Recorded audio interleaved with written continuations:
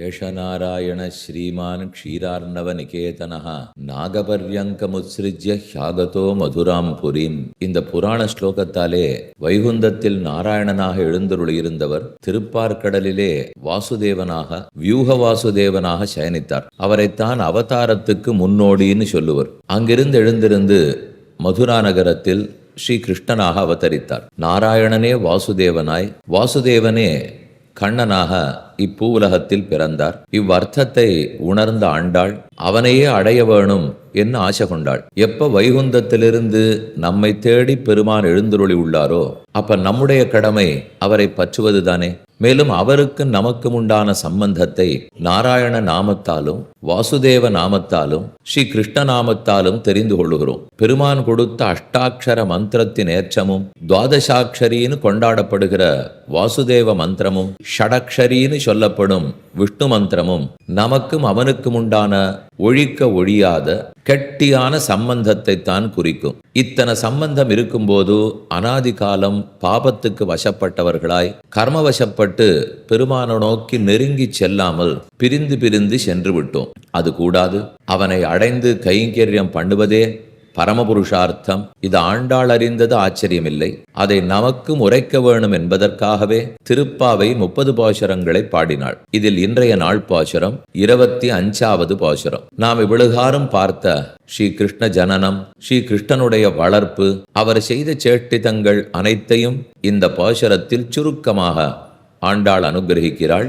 ஒருத்தி மகனாய் பிறந்து ஓரிரவில் ஒருத்தி மகனாய் ஒளித்து வளர தரிக்கிலானாகி தான் தீங்கு நினைந்த கருத்தை பிழைப்பித்து கஞ்சன் வயித்தில் நெருப்பென்ன நின்ன நெடுமாலே உன்னை அறுத்தித்து வந்தோம் பரதருதியாகில் திருத்தக்க செல்வமும் சேவகமும் யாம் பாடி வருத்தமும் தீர்ந்து மகிழ்ந்து ஏலோர் எம்பாவாய் என்பது இந்த பாசுரம். வருத்தம் தீர வேண்டும், வருத்தமும் தீர வேண்டும், மகிழ வேண்டும் என்பது பாசுரத்தின் அர்த்தம்.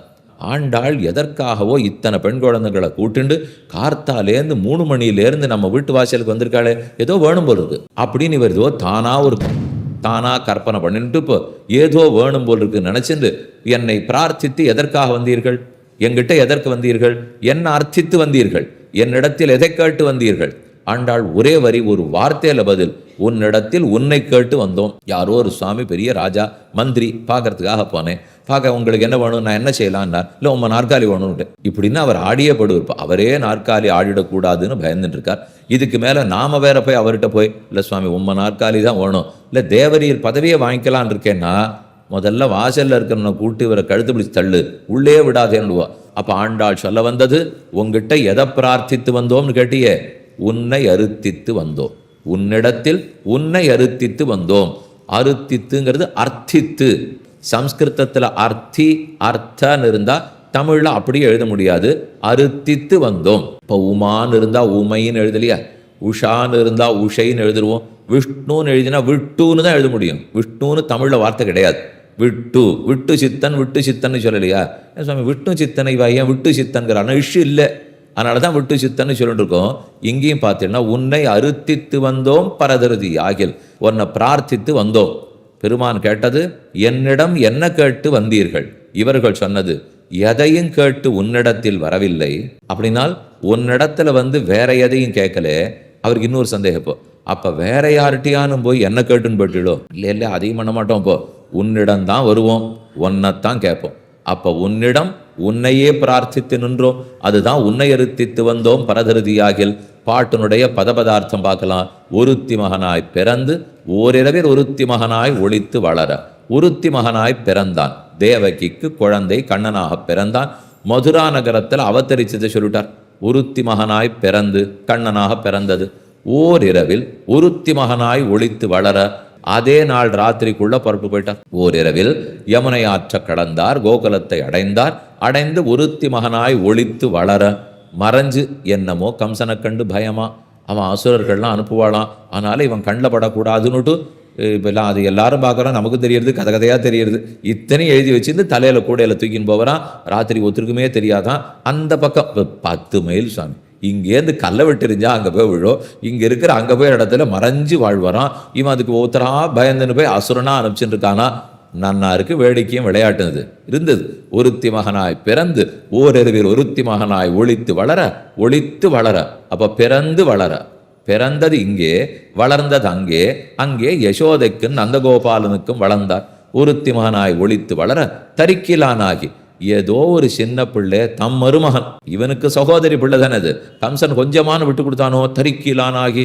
அவன் தான் மறைஞ்சு வளர்ந்துட்டு இருக்கானே, உங்க ஜோலிக்கு வரல, உங்க வேலைக்கே வரல, உங்களை தொந்தரவே பண்ணல, அவனை ஏன் விட மாட்டேங்கிறீர் சுவாமின்னா. ஆனா அது தரிக்கிலானாகி. அது எப்படி என்னை கொல்ல போறவன் அங்க பிறந்திருந்தா நான் விட்டுடுவேனா? பிறந்தவன் அங்க போயிருக்கான், எப்படியும் அழிச்சிட்டு போறேன்னுட்டு தரிக்கிலானாகி. தான் தீங்கு நினைந்த அவனை எப்படியும் கொன்னுடணும்ட்டு பூத்தனையனிடத்திலேருந்து ஆரம்பிச்சான் சுவாமி. பூத்தனையை அனுப்பிச்சு பார்த்தான், சகடாசுரன் அனுப்பித்தான், திருநாவர்த்தாசுரன் அனுப்பிச்சான், பகாசுரன் அனுப்பித்தான், அகாசுரன் அனுப்பித்தான், தேனுகாசுரன் அனுப்பித்தான், வத்சாசுரன் அனுப்பித்தான், கபித்தாசுரன் அனுப்பித்தான். எத்தனை பேர் இவா, இத்தனை பேரும் ஒத்தத்தரும் திரும்பியே வரல. தரிக்கிலானாகி தான் தீங்கு நினைந்த இத்தனை பேரையும் அனுப்பிச்சது போராதுன்னுட்டு தானே கடைசியில திட்டம் போட்டான். கண்ணனை இந்த ஊருக்கு கூட்டின்னு வருவோம், முனையில கஜேந்திர ஒரு ஆணையை ரட்சிக்கிறதுக்கு பெருமாள் ஓடினாரா, இங்க குவலையாபிடம்னு அவரை அழிக்கிறதுக்கு ஒரு ஆணையை வச்சான். அந்த ஆனை தலையை ஆட்டிக்கிறது. எங்க ஜாதிக்கு தலைவரை காப்பாத்தினவரே இவர் தான். அப்படி இருக்கிறச்சு என்னமோ இவரை கொல்றதுக்கு என்ன கொண்டு நிறுத்தி வைக்கிறானேவோ, இவர் கையால் நம்மளே போடுவோம் என்ன. ஆனை குவலையாபீடத்தை நிறுத்தினால், ஒருவேளை குவலையாபீடத்துக்கு தப்பிச்சுட்டாலும் முட்டிகன் சாணூரன் தோசலம் மல்லர்களை நிறுத்தி வைத்தான். ஒருவேளை அவர்களிடத்துல தப்பிச்சுட்டாலும் தானே உட்கார்ந்து விட்டான். 3 பேரையும் தாண்டவே முடியாது அப்படிங்கிறதுக்காக உட்காண்டிருக்கார்.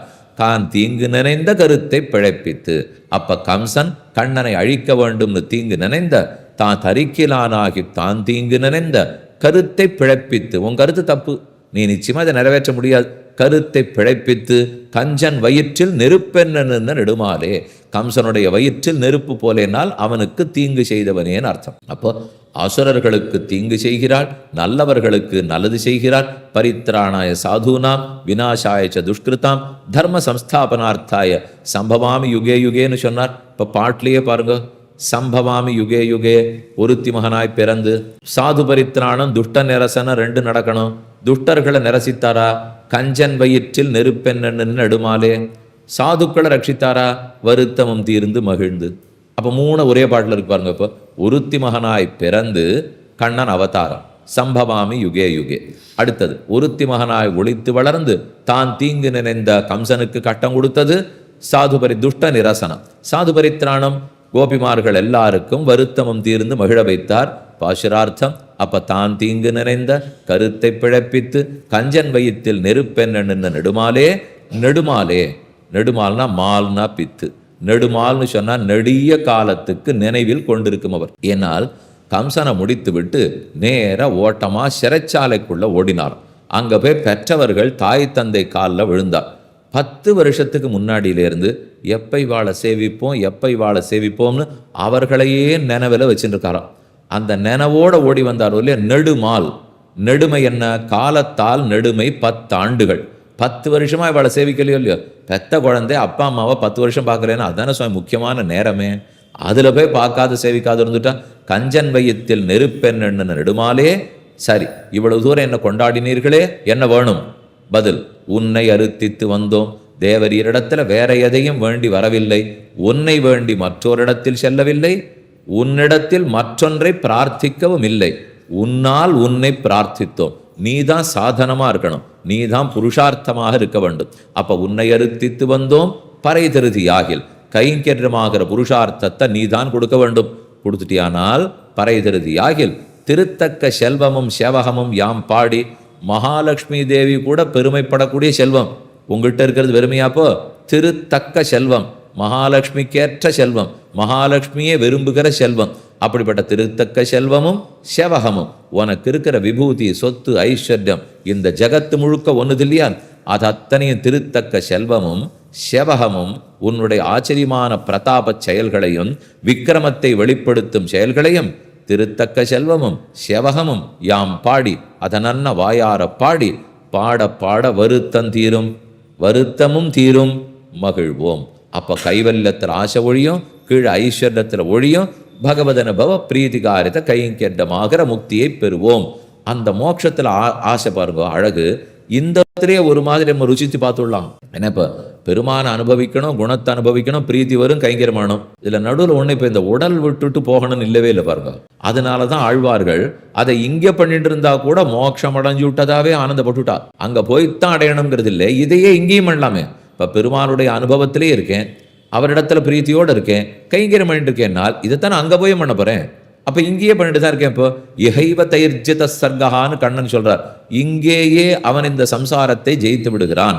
அதை சரி உறுதிப்படுத்திக்கிறதுக்கு வைகுந்தத்தை அடைகிறான். அப்ப பாசுரார்த்தம் முடிந்தது. ஒருத்தி மகனாய் பிறந்தான், ஓரிரவில் ஒருத்தி மகனாய் ஒளித்து வளர்ந்தான். கண்ணன் பிறந்தான்னு சொன்னீரே, ஒரு இடத்துல பிறந்தார், ஒரு இடத்துல வளர்ற சுவாமி. இதுக்கு ரொம்ப ஆச்சரியமா சுவாபதேசத்துல ஒரு அர்த்தம் சாதிக்கிறார். ஒருத்தி மகனாய் பிறந்துன்னு சொன்னால் அஷ்டாட்சரத்தில் பிறந்துன்னு அர்த்தம். ஒருத்தி மகனாய் ஒளித்து வளர்ந்துனால் துவாதசாட்சரிங்கிற வாசுதேவ மந்திரத்துல வளர்கிறார்னு அர்த்தம். அப்ப இங்க பிறந்து அங்க வளரணுமோ இல்லையோ? ஓரிடத்தில் பிறந்து ஓரிடத்தில் வளர்ந்தது. இது பாட்டிலேயே ஒருத்தி மகனாய் பிறந்து ஒருத்தி மகனாய் ஒளித்து வளரான்னு இருக்கா. ராமன் பிறந்தது எங்கே? நரசிம்மர் பிறந்தது எங்கே? ஓரிடமும் பாருங்களேன்.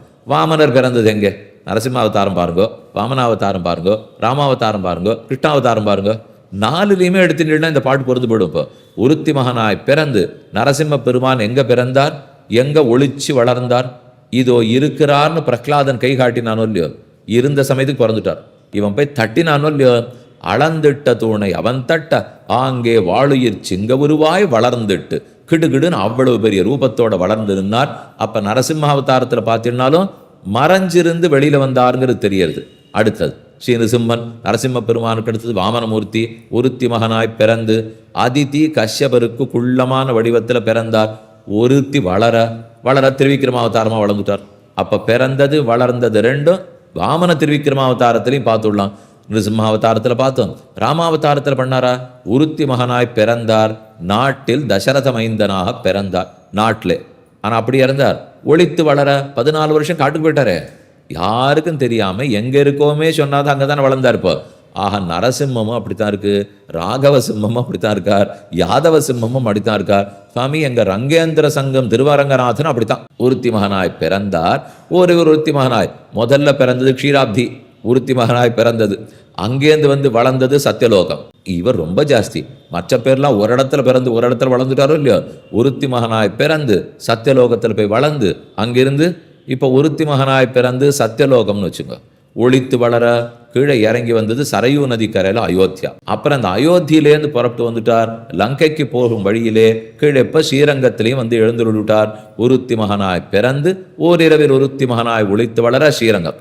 ஸ்ரீரங்கத்திலேயாவது இருந்தாரானால், ஸ்ரீரங்கத்தில் இருந்தவர் 48 வருஷம் வெளியூருக்கு போயிட்டார்னா அந்நியர்கள் படையெடுப்பு ஆபத்து இருக்க முடியல.